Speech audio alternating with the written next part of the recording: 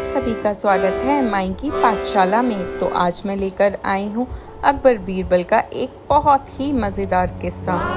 चलिए शुरू करते हैं।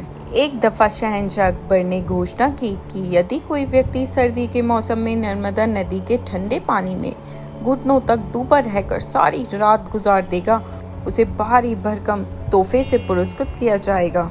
फिर जब एक गरीब धोबी को ये बात पता चली तो उस गरीब धोबी ने अपनी गरीबी दूर करने की खातिर हिम्मत की। हे नर्मदा मैया, मुझे शक्ति देना। अगर आज आपने मेरा साथ दिया तो मेरी गरीबी दूर हो जाएगी, मेरे दुख दर्द सब दूर हो जाएंगे और मैं ये परीक्षा पास कर लूंगा। फिर वो धोबी नदी में कूद गया। अरे पानी तो बहुत ठंडा है, कैसे पूरी रात कटेगी। हे भगवान, मुझे शक्ति दीजिए। चलो भगवान का शुक्र है, सुबह हो गई। भगवान, मैं आपका शुक्रिया करता हूँ, आज आपने मेरी गरीबी दूर करवा दी। चलो शहंशाह के पास चलते हैं। वह दरबार पहुँच गया।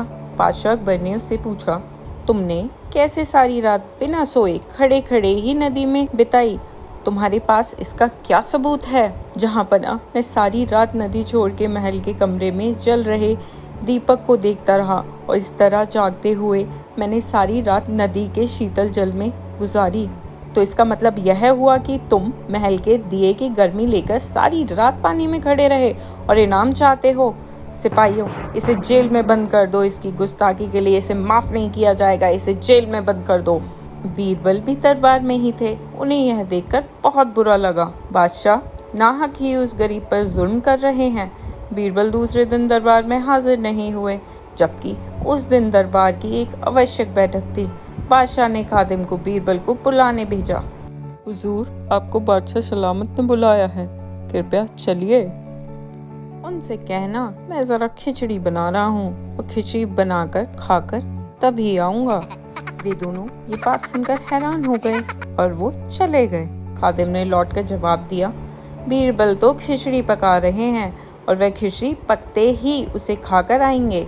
जब बीरबल बहुत देर बाद नहीं आए तो बादशाह को बीरबल की चाल में कुछ संदेह नजर आया। वे खुद तफ्तीश करने पहुंचे। बादशाह ने देखा कि एक बहुत लंबे से डंडे पर घड़ा बांधकर उसे बहुत ऊंचा लटका दिया गया है और नीचे जरा सी आग जल रही है। पास में बीरबल आराम से लेटे हुए हैं। बादशाह ने गुस्से में आकर पूछा, यह क्या तमाशा है? क्या ऐसे भी कोई खिचड़ी पकती है क्या? माफ करे जापना, जरूर पकेगी, वैसे ही पकेगी जैसे कि धोबी को महल के दिए की गर्मी मिली थी।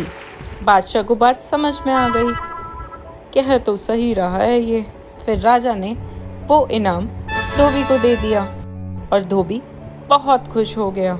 जिस तरीके से मुझे ये इनाम पाकर बहुत खुशी हुई है, इसी तरीके से माई को भी खुशी होगी आपके लाइक, शेयर और सब्सक्राइब करने से। तो अभी लाइक, शेयर और सब्सक्राइब करें और कमेंट करके बताएं आपको कैसा लगा ये किस्सा।